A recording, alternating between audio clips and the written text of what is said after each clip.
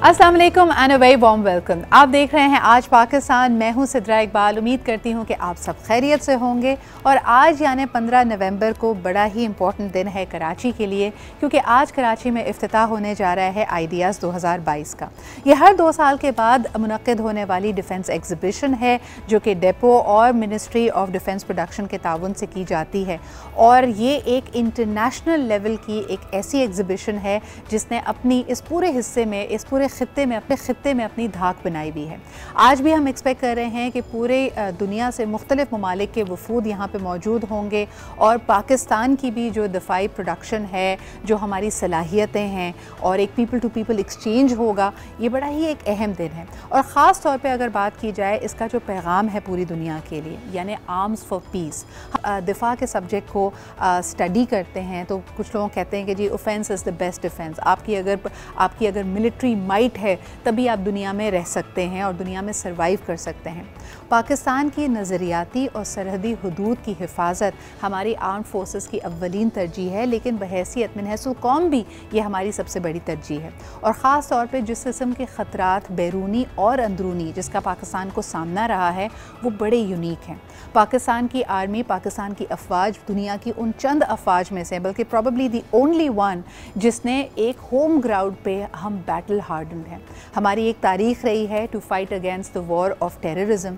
20 साल इस जंग में जिसमें हमने हज़ारों शहादतों का नजराना पेश किया है, चाहे वो हमारे फ़ौजी जवानों की हों, हमारे सिविलियंस की हों। इसके बाद हमने अपने आप को इस पॉइंट पर पहुँचाया है कि पाकिस्तान के में अमन व अमान का क़याम मुमकिन बनाया है। इससे पूरी दुनिया बहुत कुछ सीख सकती है, क्योंकि अक्सर लोगों के पास जो दिफाई अपना लेस है, सामान है, जो हथियार मौजूद हैं, वो लॉजिकली चीज़ों को समझते हैं, लेकिन ऑन ग्राउंड इस तरह के मिसक्रिएंट एलिमेंट्स जो कि एक अनदेखा लेकिन एक बहुत ही मुनज़्ज़म दुश्मन है, उससे लड़ा कैसे जाए, ये एक्सपीरियंस और ये सलाहियत सिर्फ पाकिस्तानी फ़ौज के पास है। So that is why the world is coming together in Karachi to learn more about it. और इसमें जिस तरह हमेशा होता है पवेलियंस मौजूद हैं, और साथ ही साथ इसमें एक बड़ा अहम दिफाई हवाले से सेमिनार भी होगा। आपको बताते चलें कि ये 4 रोज़ा एग्ज़िबिशन है। चंद माह पहले मेरे लिए बड़ी एज़ाज़ की बात है कि इसका कर्टन रेज़र इस्लामाबाद में मैंने होस्ट किया, और आज भी हमने ये देखना है कि किस तरह ये मामलात और मुख्तलिफ वफूद यहाँ पे मिलकर ये गुफ्तगू करेंगे कि दुनिया की डिफेंस का और दुनिया में जो मिसक्रिएंट एलिमेंट्स हैं, वॉर है, कॉन्फ्लिक्ट है, उसको कैसे ख़त्म किया जा सकता है। मशहूर दिफाई तज्ज़ियाकार हैं तो उनसे भी राय लेते हैं। कि आपको ये बताते चलें कि कोविड के दौरान, क्योंकि हर 2 साल बाद होती है, तो साल 2020 में आइडियाज़ मुनक़्क़िद नहीं हो पाई थी, तो ये बड़ा अहम दिन है एक दफ़ा फिर पाकिस्तान के लिए। बहुत बहुत शुक्रिया हमें ज्वाइन करने के लिए।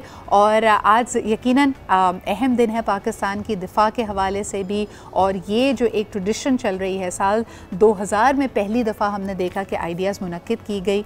और आज के इस सेमिनार से आपकी क्या तवक्कुआत हैं, इस एग्ज़िबिशन से आपकी क्या तवक्कुआत हैं?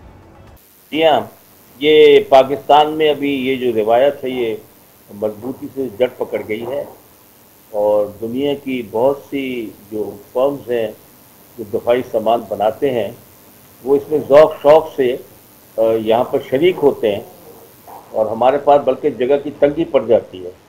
इस तरह भी चाइना, टर्की और बहुत से दूसरे ममालिक के लोग ने आपके स्टॉल लिए हैं, यहाँ हॉल लिए हैं और इक्विपमेंट डिस्प्ले कर रहे हैं।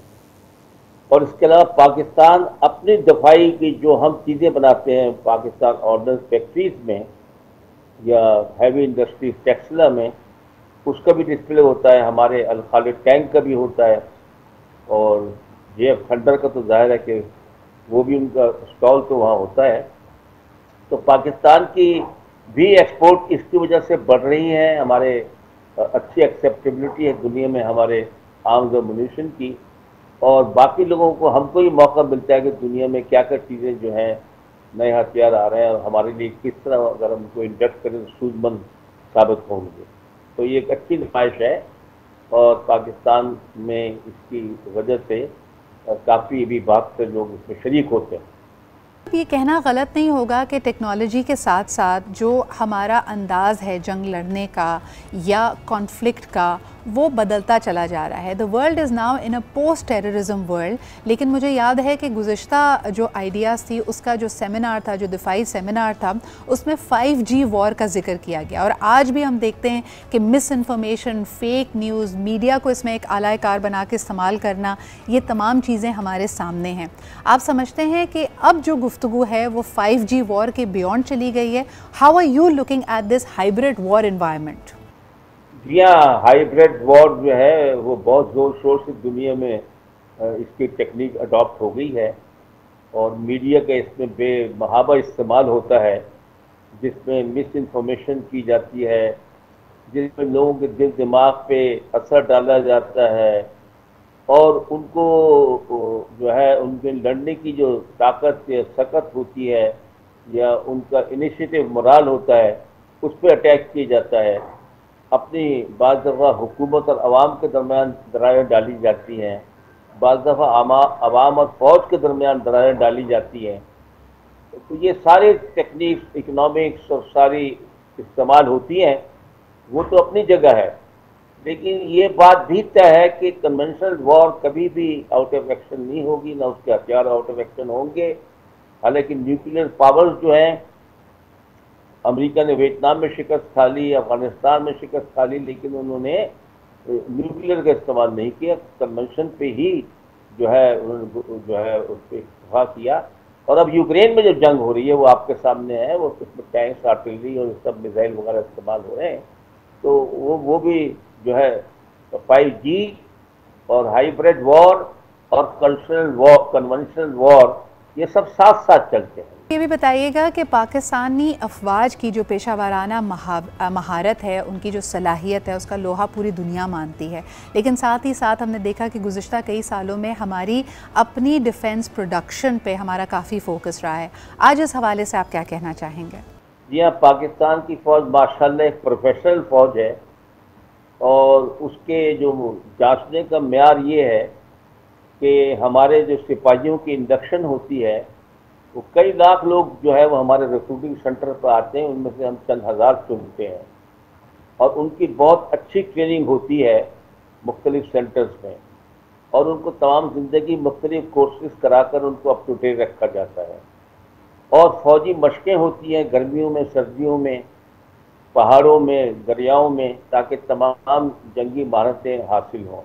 हमारे ऑफिसर्स की ट्रेनिंग का बड़ा कॉम्प्रिहेंसिव निज़ाम मौजूद है और उसका एक जो सबसे बड़ा सबूत है वो ये है कि पाकिस्तान के ऑफिसर्स के 25 मुल्कों में, America, Britain, France, Germany, Turkey, सब जगह जाते हैं और ऑनर ग्रेजुएट और बहुत अच्छे रिजल्ट लेकर आते हैं, जिससे पता चलता है कि पाकिस्तान के फौज के ऑफिसर्स जो हैं उनकी प्रोफेशनल नॉलेज जो है वो अप टू डेट है और अच्छी है।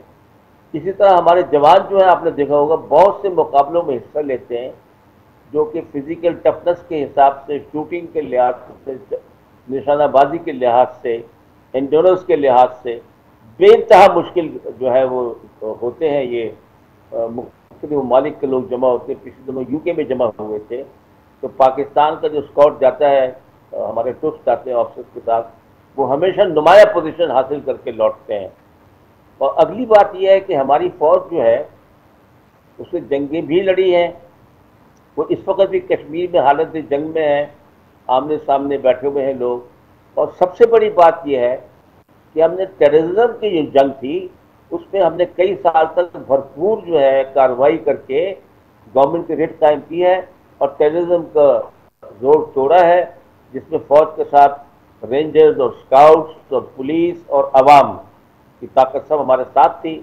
तो इस लिहाज से हमारी फौज जो है एक बैटल हार्डन फौज बन गई है और उसका बहुत तजर्बा है लड़ाई का। बहुत से फौजों को तो मौका ही नहीं मिलता लड़ाई का, या ऐसे हालात में जहाँ पर गोलियां चलती हों, उस माहौल में उनको मौका ही नहीं मिलता।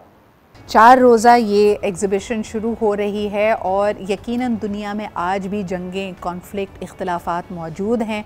लेकिन मुझे ये बताइए कि आने वाले वक्तों में ये जो हमारा स्लोगन है, जो मैं समझती हूँ कि एक बहुत ही पावरफुल स्लोगन है, आर्म्स फॉर पीस, इसके क्या मायने निकलेंगे और इस पर अगर आप कुछ कहना चाहें। कायदे-आज़म साहब का फरमान है कि एक मजबूत एयरफोर्स और एक मजबूत फौज जो है, अगर उसको जो है ट्रेन करके मुल्क में इस्टेब्लिश की जाए तो उसकी वजह से अमन कायम रहेगा, लोग आप पर हमला करने की जरूरत नहीं करेंगे। तो हमारी कौम ने अपना पेट काट कर फौज को बजट दिया है, जिससे कि बहुत कम पैसों में मैं समझता हूँ पाकिस्तान की फौज पर बाकी अफवाज की निस्बत अमेरिका, इंग्लैंड, फ्रांस दूसरे जो है बहुत कम पैसा खर्च होता है। लेकिन एक ये बहुत प्रोफेशनल फौज है, और जब एक बहुत मजबूत फौज होती है, मजबूत एयरफोर्स नेवी होती है, तो दुश्मन को हिम्मत नहीं होती कि वो उस पर अटैक करे, क्योंकि उसको पता होता है कि हम इस पर कामयाबी हासिल नहीं करेंगे और बहुत नुकसान होगा। तो ये इसका कंसेप्ट यही है कि आर्म्स फॉर पीस। बहुत शुक्रिया हमारे साथ मौजूद रहने के लिए। आइडियाज़ 2022 इसका बाकायदा आज इफ्तिताह हो रहा है कराची में। 18 नवंबर तक ये जारी रहेगी एट द कराची एक्सपो, और यकीनन इसके हवाले से जो वक्तन फ़वक्तन डिटेल्स हैं, जो मुख्तलिफ एग्जिबिट्स हैं which will be open to public और नॉट, ये हम आपको बताते रहेंगे। अभी लेते हैं एक छोटा सा break and will be right back.